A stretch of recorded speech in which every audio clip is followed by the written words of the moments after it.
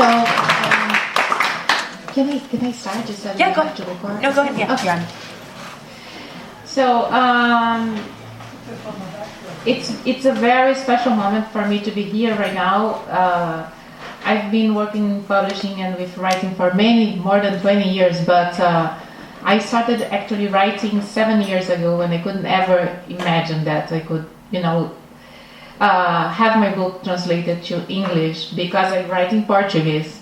And I thought that maybe someday, but I was thinking that I would have a career that would be like, well, I'm going to make a book and then another book, because that's how usually things work. Like you start like slow and then you do like a big book. But I was actually very lucky with my first book, because it was translated to 12 languages. It's going to be a movie, and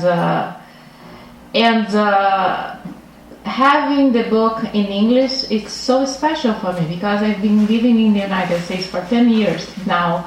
So this is my country too. So now I could never imagine that I could be here. So so let's do something. I'm going to read a small part of the book, and then my wonderful friend Corinne, we are going to do like a Q&A, and then if you guys want to ask something, I'm open also, okay, to answer. So the book,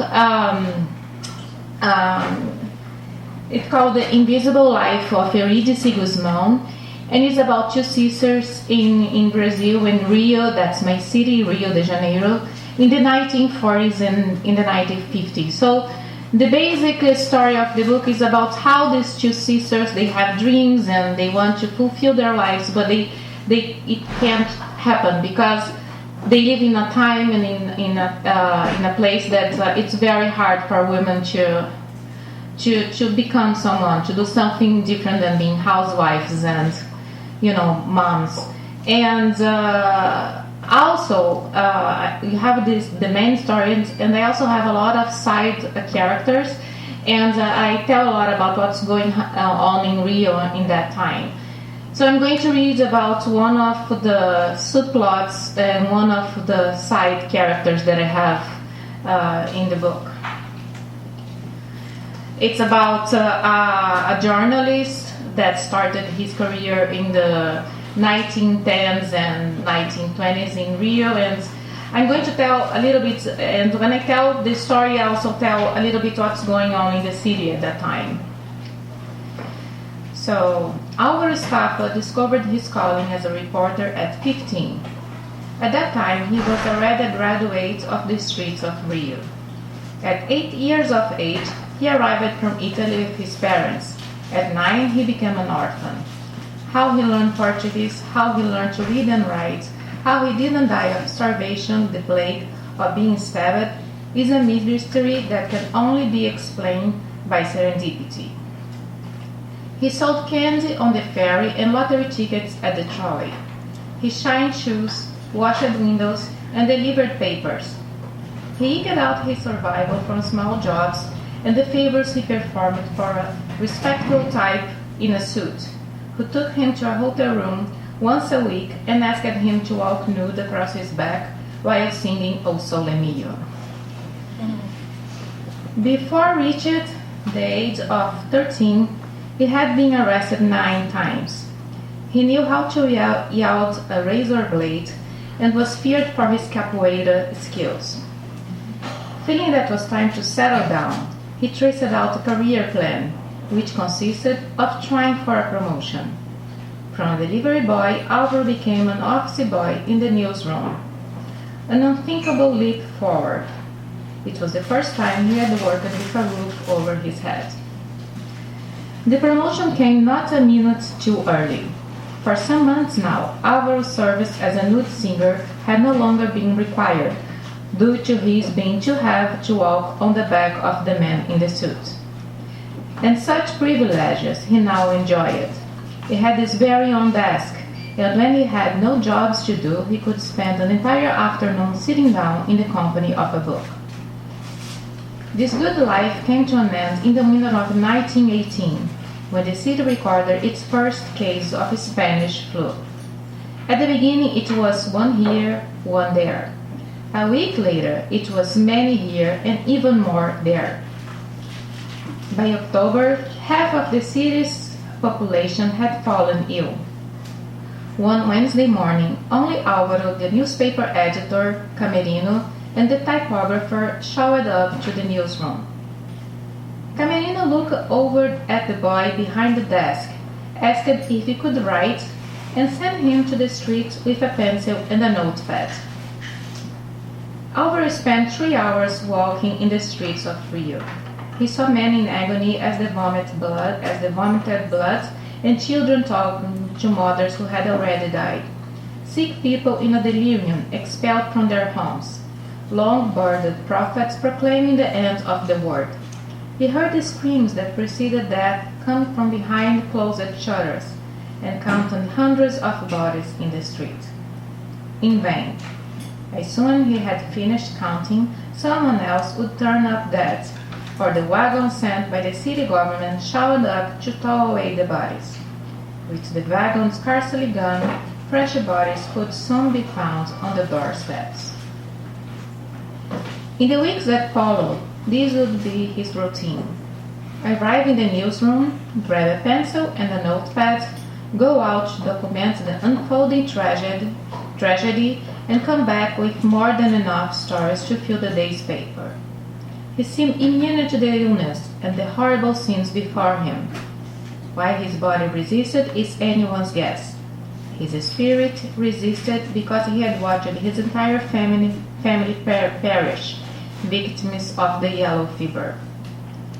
When the reporters who survived the flu came back to the newsroom, they found Álvaro in front of a typewriter. With the exception of weekends and Christmas Day, the cub reporter could be found in the same place every day and for hours on end, a routine he would maintain until the day he died. That's it. Thank you.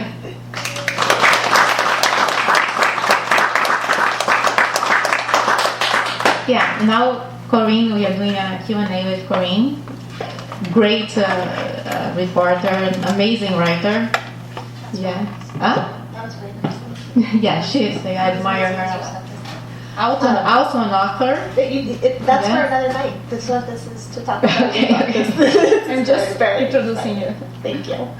I started reading Marta's novel quite some time ago when I think it had already been published in Brazil or was about to be, and her agent was in the process of selling it to the many countries where it's been published since. And Marta sent me the first chapter, which at that time was the only part that had been translated into English. And I started reading and just kept flipping the pages faster and faster and faster. And when I got to the end, I was like, oh no, like, there's no more yet. And so 22 months later, I got the book in my hand, and I'm very excited for you guys that there will not be as long a gap in between reading the beginning of this beautiful novel and getting to go all the way to the end. So yeah, we have a couple things that we wanted to talk about. You had mentioned, as you had said earlier, you have lived in the U.S. now for a decade. You've lived your daily life in English for a very long time. Why did you end up choosing to write your fiction in Portuguese? It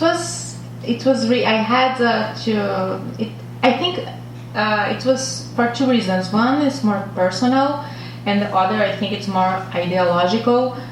First, because I think when any immigrant, at some point, it had to make the choice of, it's going to be a new person in a new country, right? And all the immigrants has this issue with identity, and some immigrants, they just decided that here is the place, they forget about the language and about the culture. Others, still have the link. And for me, I loved my country, and I didn't want to disappear in my own, I wanted to also have the connection with my country. So writing in Portuguese is a way, of not disappearing in my culture. So that's the personal reason.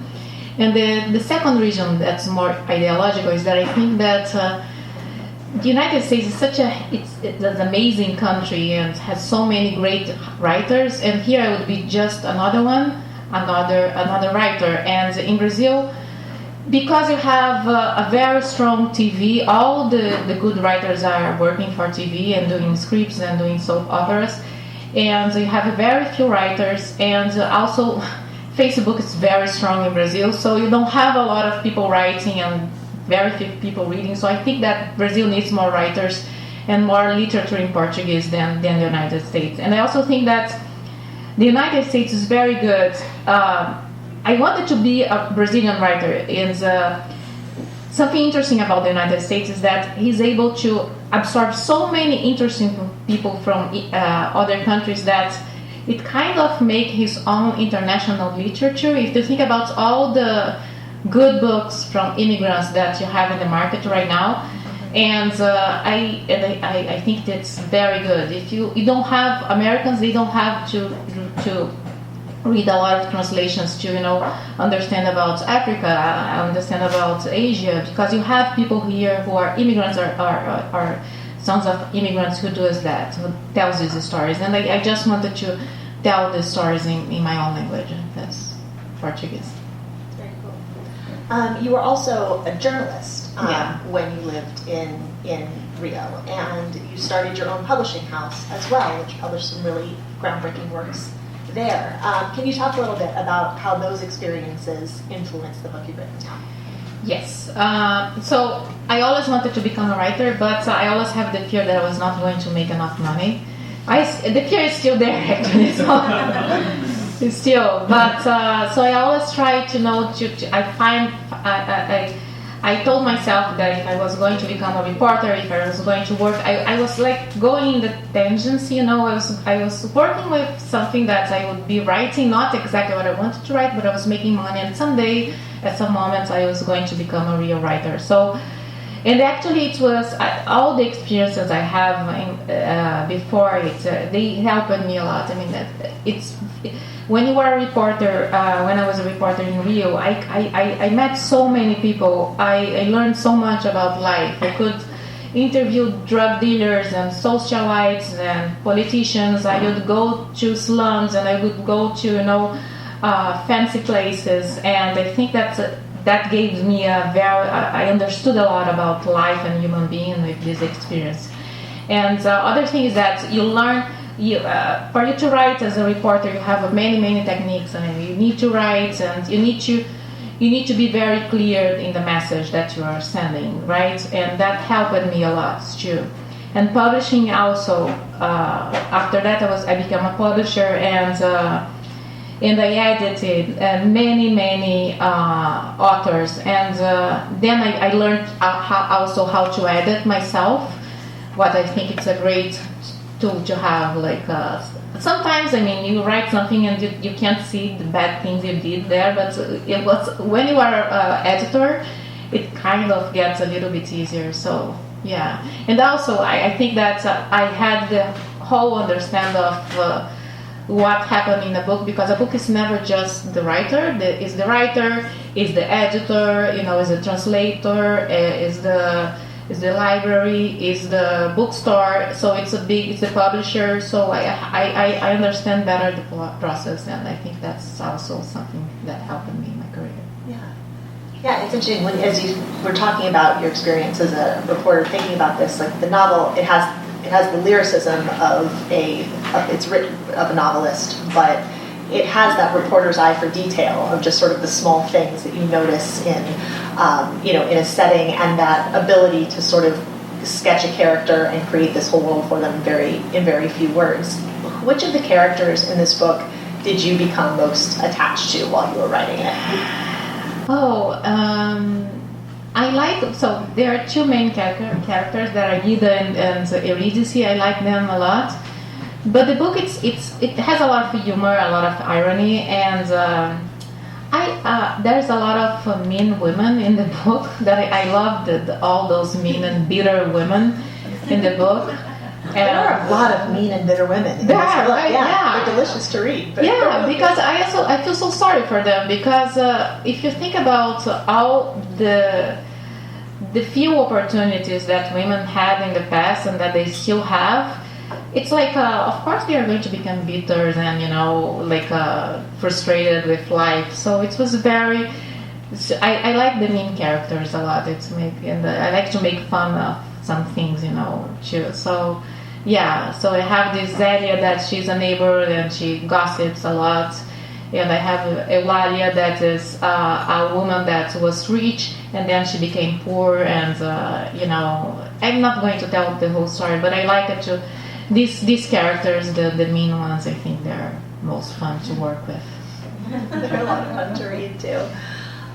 You were writing and publishing this book during a time of enormous political upheaval in Brazil, which you've been watching from afar for the most part. How has the experience of writing this book, of publishing there and as well as everywhere else, how has it informed your sense of identity as a Brazilian woman and as a Brazilian abroad? Well, that's interesting, because when I was writing, yes, Brazil was in an upheaval moment, and I thought it was going to be just that year, but it's still happening, so it's like it never ends, right? So I think that for any artist right now, for one side, I mean, I have to be connected with the news, and I have all the bad news in Brazil. Brazil is going through a whole process of trying to understand what's going on. Is the political crisis, economical crisis is all very bad. But and here also, it's very hard to listen to the news.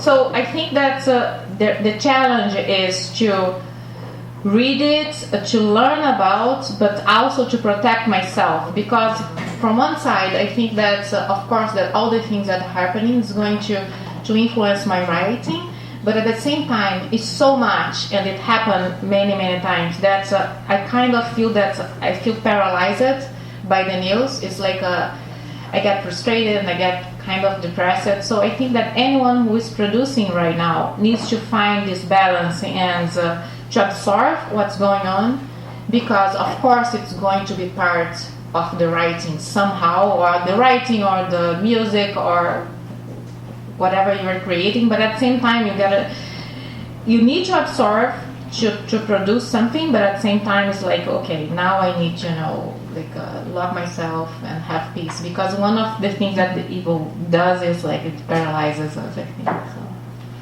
you need to be able to know when to draw that boundary. Yes, exactly. Yeah. All of us, I think. Yeah, right now. Mm-hmm. Right. All of us. Yeah. What stories do you want to tell next? So yeah, I just finished a book about the name is The Castles of Ipanema, and it's about a family and how life changes in Rio in 100 years, and I wrote a big part of the story. It happened during the military coup in Brazil in the 60s, because I think that's a wound for us, and I think any Brazilian rights had somehow to address that at some points. And I just finished this book, and of course, because of all the things that are happening in Brazil and in the world, my next book is going to be more political, and I'm going to talk about corruption, but of course in a very humorous way, So, yeah, I'm going to create this small place in Brazil that everything can happen, and because of these crazy politicians that you have. So I'm looking forward to that book too. It's going to be more political, and I think it's going to be a very funny book as well. Is that also coming out in Brazil first, or will that be? The Castles of Ipanema is it will be in Brazil in March, okay. And France I don't know when, but it was sold already to France and Brazil, and the other countries I need to translate it before. I mean, I'm still working on that for the other countries to be able to read and buy part of the book, but the French editor, she's able to write in Portuguese, so to read in Portuguese, so she read it, and so that's the plans for now. Very exciting. we wanted to open it up to the floor. Does anybody here have any questions for Marta about this book, about her process? With you, Jen. I'm curious how do you start? Like, did you start with the idea of this character and then decide where and when to put her, or? Yeah, well, how do you start? So there's so many starts. So let's say I started writing 4 books that were awful. Thank God they were not published. And then one day this character came, and it was a woman who was not able to fulfill her dreams, and she was extremely intelligent, and she was trying, and she was trying to just to become someone besides a housewife, and she was not able to. And when you talk about start, it's interesting because it's just not the character. Because when the first paragraphs I wrote about this book, it was something that I knew that was new. It was my voice that was there. Because before writing this book, there was a time that I was in love with David Sedaris, and I want to become David Sedaris. There was a time that I was in love with Junot Diaz, so I was trying to be Junot Diaz, and it was great. I had to do that. I had to, I had to try to be this. You had to take out all the bad writing you have inside yourself so that you can try to do the good writing. So I think that it came together. The idea of the book, this character, and in the beginning was just Euridice. She didn't have a sister, and this way of writing, that because I was writing so many, I wrote so many things before.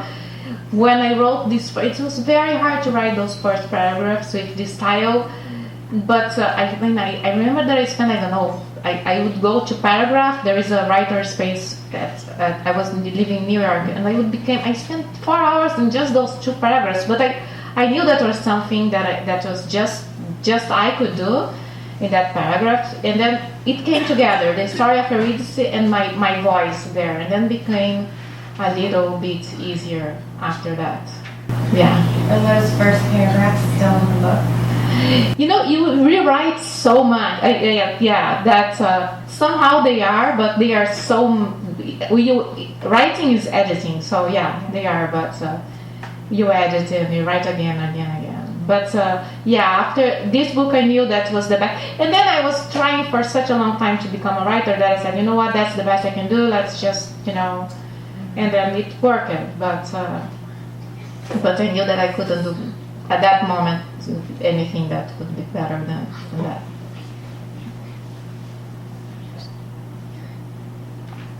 I'm interested in the process of translation. You're fluent in at least 2 languages.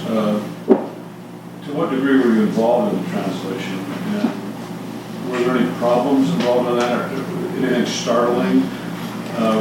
If you'd written the book in English, would it have come out the way it is? No, I think it's very hard. I think that I like to think about translation is that it's never the same. It's like translation is like you have a glass between you and the reader, right? I think that, and the glass can be thick, can be thin, can be clean, can be dirty, but the glass, it's kind of there. That's how I understand translation. It's very hard, actually. I was very much involved in the translation for English, and I also happen to have an extremely good translator, so we kind of worked together. But I reread each paragraph, and to make sure that my voice was there, and but I was not able to do that in other languages. So I know that there is a lot of myself in the book in English because the translator was amazing and I worked with him.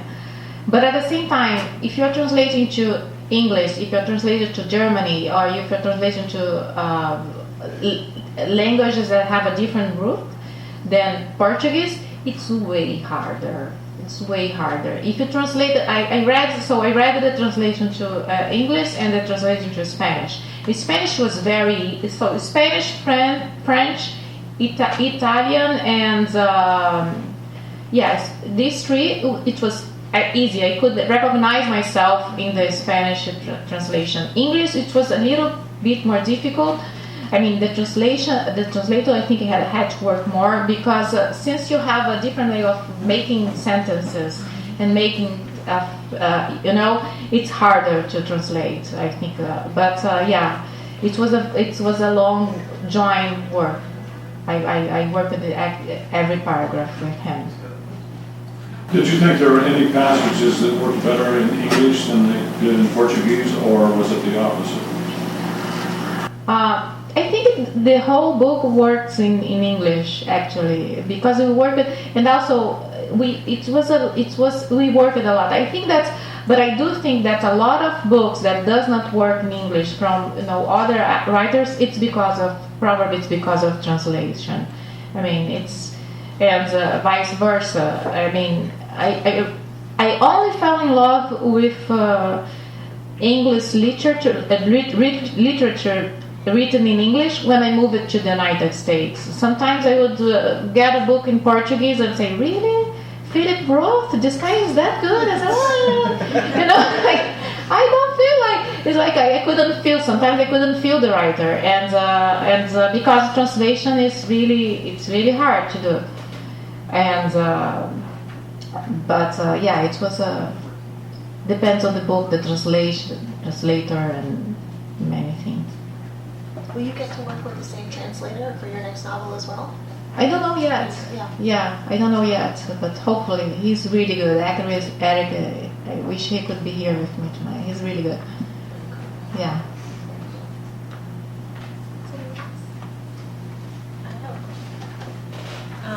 I'm lucky because I can ask you afterwards, like all this stuff. But I find it fascinating that because we're the same age, and then you still go back to like 100 years back when you're writing in the next book, and here their characters are obviously like way older than we are.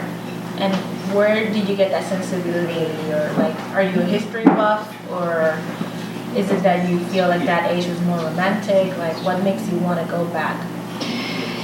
Well, it's a good question because I think that in Brazil we have a huge problem with memory. We forget a lot of things, and I'm very concerned about that. So I like to go back, and sometimes I have the feeling that I'm the only one I'm not the only one, but much more people should have been doing that in Brazil. I mean, we forget a lot about our past.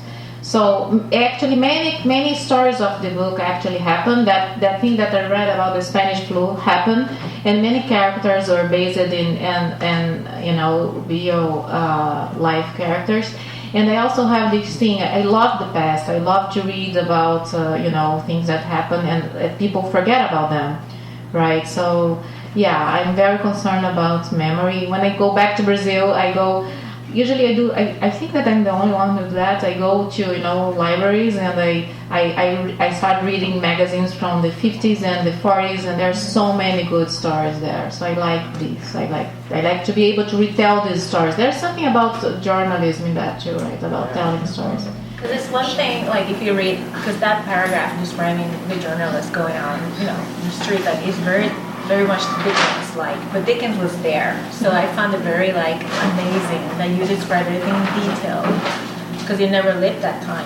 Like as much research as you did, I found that you actually put your soul in it as if you were there, like a time traveler. Yeah. So that's like, you say you were not a writer, you are. Writers are born, my dear. Yeah. Maybe, yeah. It's a lot of work. It is, yeah. Okay, guys. More questions? Thank you so much. Thank you for coming. It's a very special moment for me to, do my book launch in the place I live and love. Thank you.